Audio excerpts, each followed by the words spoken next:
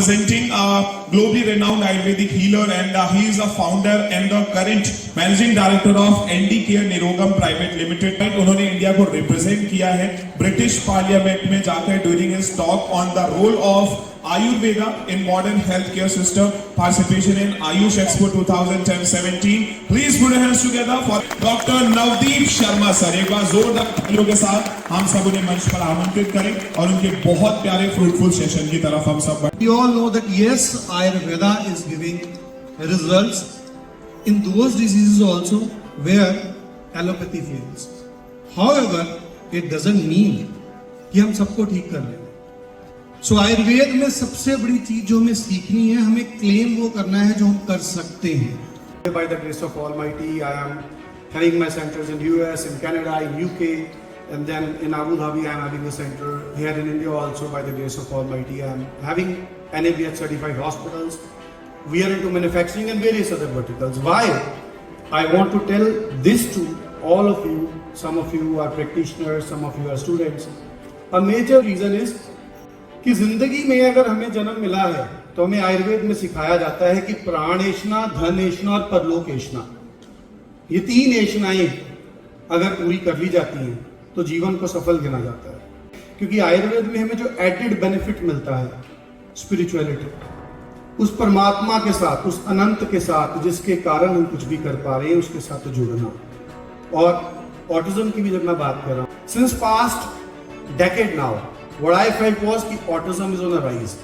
और आयुर्वेद में कहीं ना कहीं पे demand and supply between mental health, OCD, depression, bipolar, mania and specifically autism. मतलब कोविड के बाद तो ऑटिज्म की एक बाढ़ आ गई. All of a sudden socially disconnect हुए बच्चे, स्क्रीन टाइम बढ़ा, पेरेंट्स वर्क फ्रॉम होम कर रहे थे. इमीडिएटली वर्चुअल ऑटिज्म ने इतना विकराल रूप धारण कर लिया. यूएस, यूके तो यू कैंट इमेजिन, मतलब कितना ज्यादा इंसिडेंस बढ़ गया है. सिम्टम्स मैं बल्क का ब्रीफ करूंगा, लिखा चाहे कुछ भी हो. यहाँ पे मेजर क्या है, आई कांटेक्ट नहीं करता है ऑटिस्टिक बच्चा. आप बुलाएंगे, आई कांटेक्ट नहीं करेगा. जनरली या तो स्पीच एक वर्ड की होगी, दो वर्ड की होगी, और the child may be entirely non verbal also. Again, hyperactivity is a very common characteristic of autistic children. Many of them are hyperactive, and then command following is missing in them. Command following उतनी बढ़िया नहीं होती है autistic बच्चों की. ये common presentations है जिसके साथ एक parent आपके पास अपने बच्चे को लेके आएगा autism के. And believe me, पहला autistic बच्चा मैंने ठीक किया था when I was in my final prof. I wasn't a doctor at that time. हमें तब पढ़ाया गया था मंडूक पर्णी स्वरसा प्रयोज्या शीरेन एष्टि मधुकस्य चूर्णम रसो गुरुच्यास्तु स मूल फल पुष्प खलुषुं पुष्प. केवल इतना याद था, मुझे नहीं पता था ऑटिज्म क्या है. खुद ब्रह्मी का स्वरस मंडूक पर्णी नहीं अवेलेबल थी, इतना डिफरेंशिएशन नहीं पता था, बट इट ऑल्सो वर्क. मुलठी अवेलेबल थी, इट वर्क. हम बच्चों को क्या सिखाते हैं, माँ बाप को भी अपने बच्चों को बार बार गाइड मत करो, इन्हें खुद करने दो. लेकिन जब हम ऑक्यूपेशनल थेरेपी, ग्रीन को ग्रीन के साथ लगाओ, चलो रेक्टेंगल बताओ, इसमें से रेक्टेंगल कौन सा है, do read about occupational therapy. जितने भी आयुर्वेदिक डॉक्टर्स हैं हम लोग, प्लीज से माइंड में रखिए, आप किसी भी लाइन में जाते हैं, सत्वावचय चिकित्सा जरूर साथ में आप कैरी ऑन करें.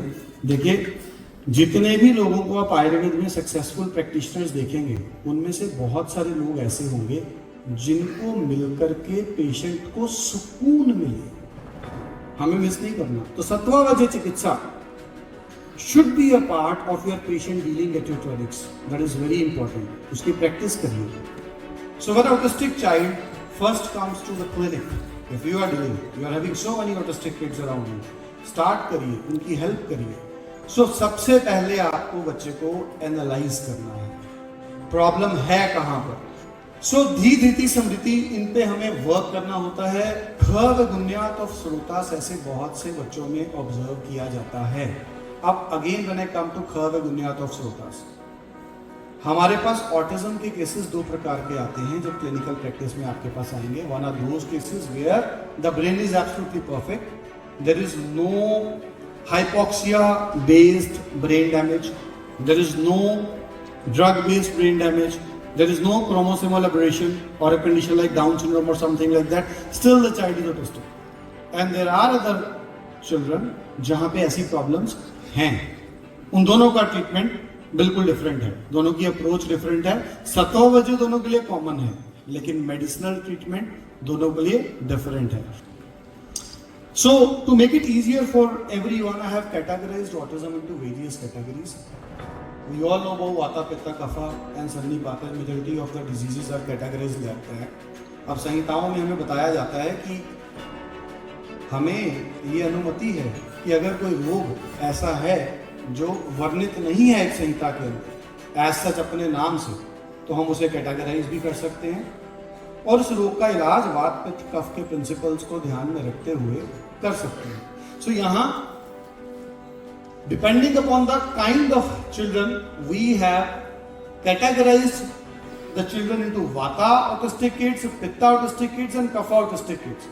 अब वाता ऑटिस्टिक किड्स जनरली जब आपके पास क्लिनिक में आते हैं, hyper activity will be very prominent in those cases, लेकिन एक मार्क्ड डिफरेंस वाता ऑटिस्टिक किड और पित्ता ऑटिस्टिक किड में, पित्ता वाले भी कुछ हाइपर एक्टिव होते हैं, वो ये है वाता वाले को जब पेरेंट बोल देता है हमारे क्लिनिक से ऊपर बैठ जाओ तो बैठ जाता है, पित्ता वाले को जब बोल देता है बैठ जाओ वो जमीन पर लेट जाता है, नाखून मारने शुरू कर देता है, वो बैठता नहीं है, लेकिन वाता वाला बैठ जाता है.